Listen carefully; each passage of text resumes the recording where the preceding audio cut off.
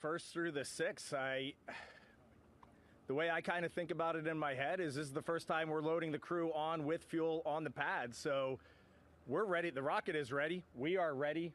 NASA is ready. This vehicle is definitely ready to go. We went through the flight readiness review. We are ready to launch, but we're also humans trying to load millions of pounds of propellant onto a giant machine and send it to the moon. So it could very well be that we get on April 1st and we're behind timeline and we're just not ready as a team. And then we'll probably take a 24-hour or a 48-hour pause. In my head, it probably maybe a 48-hour pause, regroup, come out on the 3rd, give it a go again, see how it goes. And if we get off on the 3rd, great. If we get off on the 6th, great. If we got an issue and we got to come back in May or June or whenever the vehicle and the team are ready, we are ready for that. I was talking to Jenny on the way here. Oh, Jenny's over there. I was talking to Jenny on the way here. Like, a little piece of my brain is always holding on that April 1st is not a guarantee. April 6th is not a guarantee. We got to go feel this whole thing out. It's good to see you too. Hello, Jackie Goddard for the Times of London. You're about to embark on one of humanity's greatest endeavours. There's the 250th anniversary jets over here. You've got the backdrop of everything that Jared announced last week with stepping up the pathway to the moon and Mars. I wonder to what extent that kind of weighs on you as either a burden or a blessing, and how you consider your places in history. Thank you. I'm happy to step in.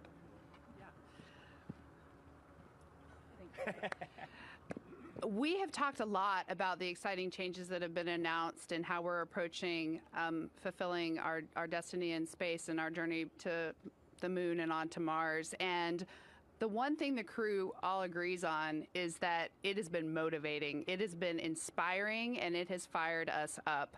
We have added in extra looks at our training because we are already ramping up ideas for how we're going to get the next crew trained. And if anything, it just contributes to something that we've held in our values since day one as a crew.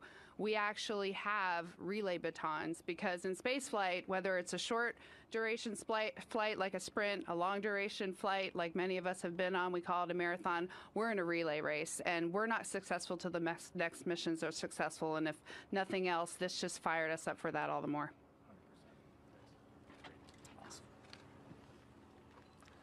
Hey everybody, great to see you again. Welcome back. It's been probably a year and a half since I got to talk to you guys. I'm James. I'm our local reporter from Channel 6.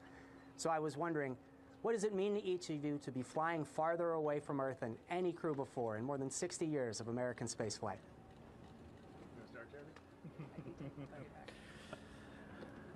Well, I think for us, it's definitely not something we focus on. It's important for us. We look at our objectives. We're going to